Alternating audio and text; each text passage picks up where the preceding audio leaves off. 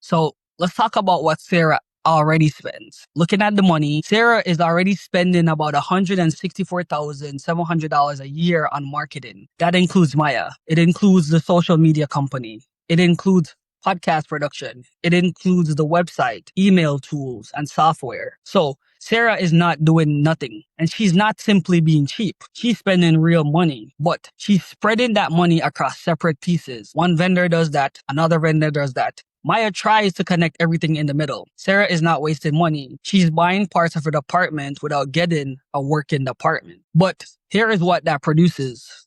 The company makes a lot of things. The people work harder, but the work isn't consistent. Sarah cannot clearly see what is working. And if Maya leaves, the system may fall apart. So that is the diagnosis. Maya is very busy. The vendors are busy. Content is going out, but nobody owns the full results. Being busy is not the same as being in control. And now here's the worst part. This is happening everywhere, in companies all across the country and the world. Sarah and Maya are not alone. Marketing teams everywhere have been asked to do more. More platforms, more videos, more versions, more emails, more reports, more ways to use artificial intelligence. But the budget did not grow at the same speed. The team did not grow at the same speed. So this is not one company making one bad decision. The job changed almost everywhere. The problem is that most companies are still using the old setup. Now let's talk about the gap. Look at the gap on this chart. The top line is everything marketing is now expected to do. The bottom line is the money and the people available to do it. The distance between those two lines keep growing. And that gap has to go somewhere. It turns into late nights. It turns into rush work.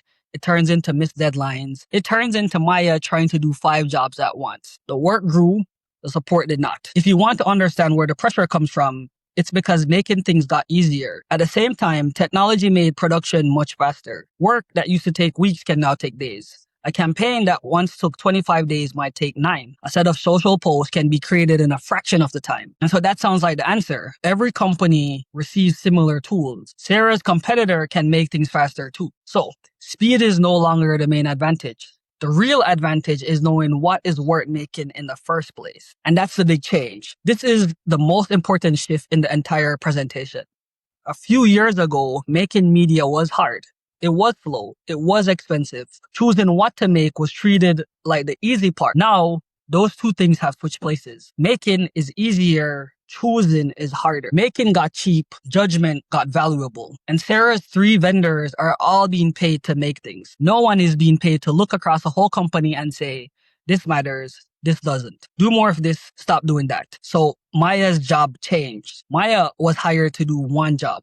But over time, 1 job became 5. She's expected to plan the strategy. She is expected to make the work. She is expected to manage vendors, publish everything, and report the result. Same person, same job title, much bigger job. More work, less care. That also changed the quality of work. Maya is judged by how much goes out, not by how much people remember. So the team makes more, but it has less time to think about each thing. Good work gets buried under fast work, right? And guess what? The customers feel it. Customers see the result. They see more posts, they see more emails, more videos, more noise, but they remember less. And that brings us back to the opening. Almost 3 times the output, fewer people reached. We now understand why Maya is overwhelmed.